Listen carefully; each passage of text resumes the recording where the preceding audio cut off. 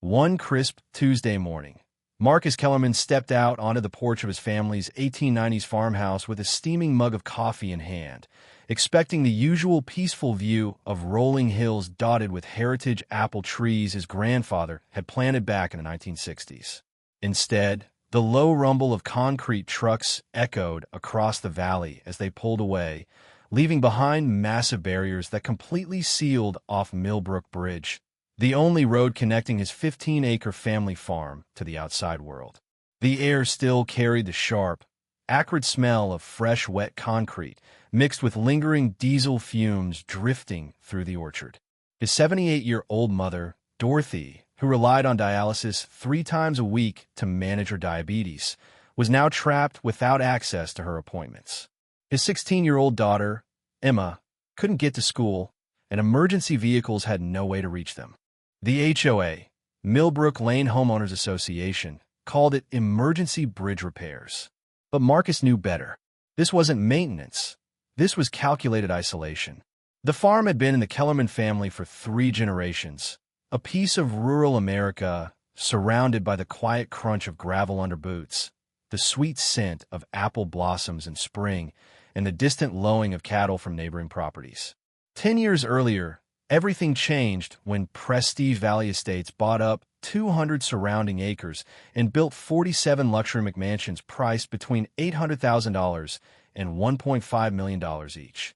Overnight, Marcus's organic vegetable operation and composting became an eyesore in the eyes of the new residents, who formed their own HOA and claimed authority over the shared private road, including the historic stone bridge his grandfather had helped fund in 1962.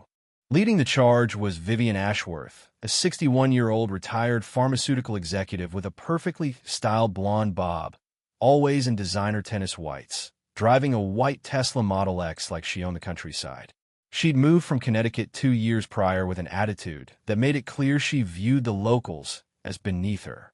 Elected HOA president unopposed after other candidates mysteriously withdrew, her first target was the agricultural odors from Marcus's healthy soil. Ironic, considering she likely bought the same organic vegetables at Whole Foods for triple the price. The harassment began subtly.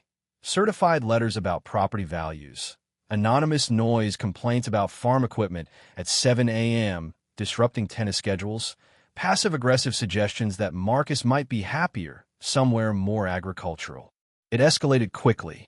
Vivian parked her Tesla at the bridge entrance to time his routines, snapped photos of delivery trucks, measured tire widths, and hired a notorious law firm, Blackstone and Associates, to demand proof of access rights or face termination. Marcus tried reasoning, offering to cover proportional maintenance costs. Vivian's response was a condescending smirk. "Oh, Marcus, this isn't about money. This is about what's best for the community." The way she said community made it obvious his family wasn't included. That's when he started recording everything. During one call, he overheard her talking to someone named Brad about market assessments, Phase 1 complete, and final obstacle removal. The night before the barriers went up, an unnotified emergency HOA meeting was held.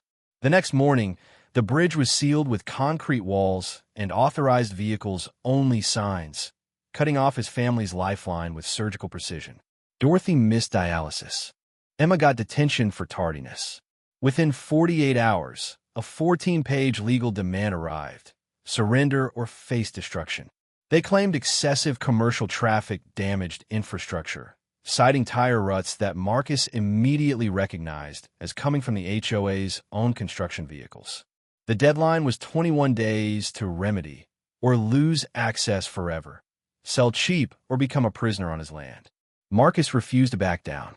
While his wife Sarah kept the farm running and Emma helped with chores, he pored over county records in the musty, fluorescent-lit office. There he found a 1962 easement deed granting perpetual vehicular access for agricultural and residential use, plus proportional maintenance sharing.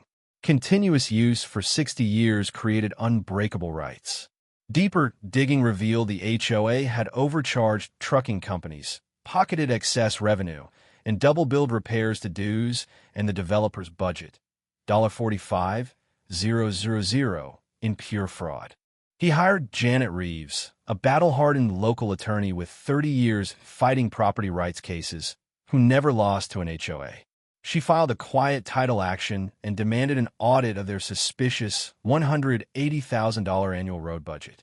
Then came the breakthrough. The original 1962 contract had a forgotten clause.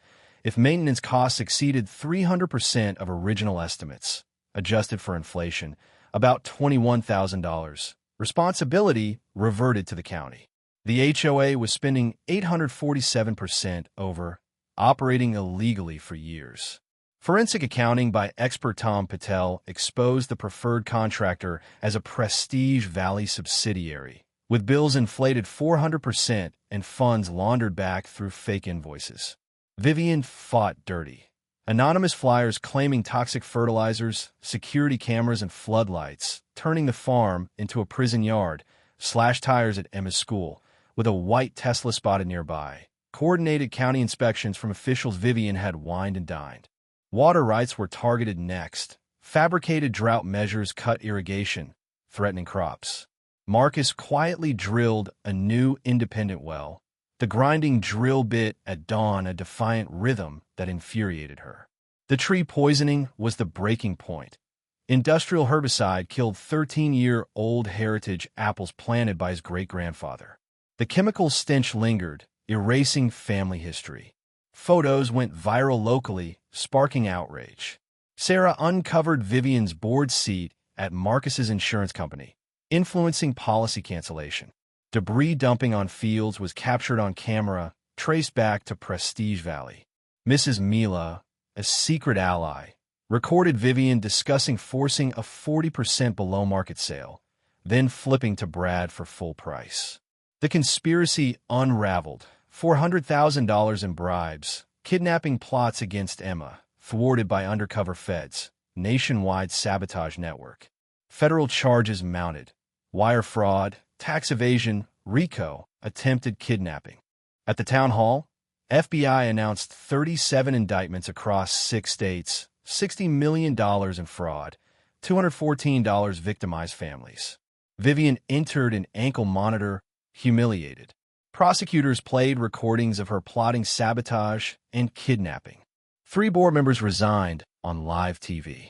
Prestige Valley collapsed. CEO apologized. $20 million victim fund created. The orchard gained permanent federal protection as endangered species habitat. Dorothy's health improved. Emma thrived. Scholarships funded rural students. Marcus's victory inspired the Rural Property Protection Act, strengthening rights against overreach. 3 months later, under blooming heritage trees, the air carried only sweet blossoms, no diesel, no chemicals. The bridge stood open, justice served. The family remained home, stronger than ever, a testament that ordinary people, with evidence, allies, and principles, can defeat even the most corrupt giants. Share your own HOA stories below. Let's keep exposing the chaos. Subscribe for more tales where good triumphs over greed. Next up, the librarian who uncovered millions in embezzlement and saved her town.